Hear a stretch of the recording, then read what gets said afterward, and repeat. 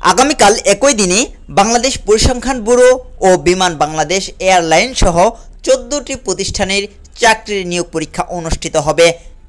ওই দিন সকাল ও বিকালে অনুষ্ঠিত হবে এসব পরীক্ষা। এর মধ্যে কয়েকটি প্রতিষ্ঠানের পরীক্ষা অনুষ্ঠিত হবে একই সময়ে।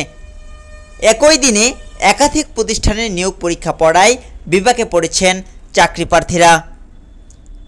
আগামীকাল 23 মে যেসব প্রতিষ্ঠানের চাকরির নিয়োগ পরীক্ষা অনুষ্ঠিত হবে সেগুলো হলো বাংলাদেশ পল্লী বিদ্যুতায়ন বোর্ডের সহকারী জেনারেল ম্যানেজার প্রশাসন বা মানব সম্পদ পদের পরীক্ষা, জাতীয় নিরাপত্তা গোয়েন্দা সংস্কার পরীক্ষা, যমুনা অয়েল কোম্পানি লিমিটেডের 9 ক্যাটাগরির লিখিত পরীক্ষা, বাংলাদেশ পরিসংখ্যান ব্যুরোর অফিস সহায়ক, মেশিনম্যান, সহকারী স্টোর কিপার, চেইনম্যান, প্যাকার ও মেশিনম্যান কাম ক্লিনার পদের পরীক্ষা।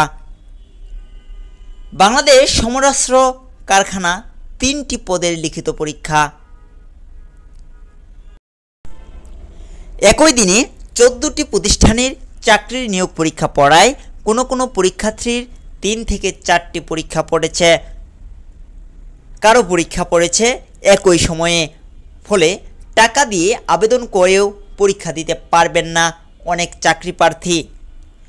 সামাজিক যোগাযোগ মাধ্যম ফেসবুকে চাকরির গ্রুপগুলোই এ নিয়ে ক্ষোভ ও হতাশা প্রকাশ করছেন তারা।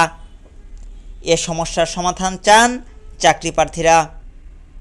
জাবির আহমেদ জিহাদ, স্বদেশ বাংলা নিউজ।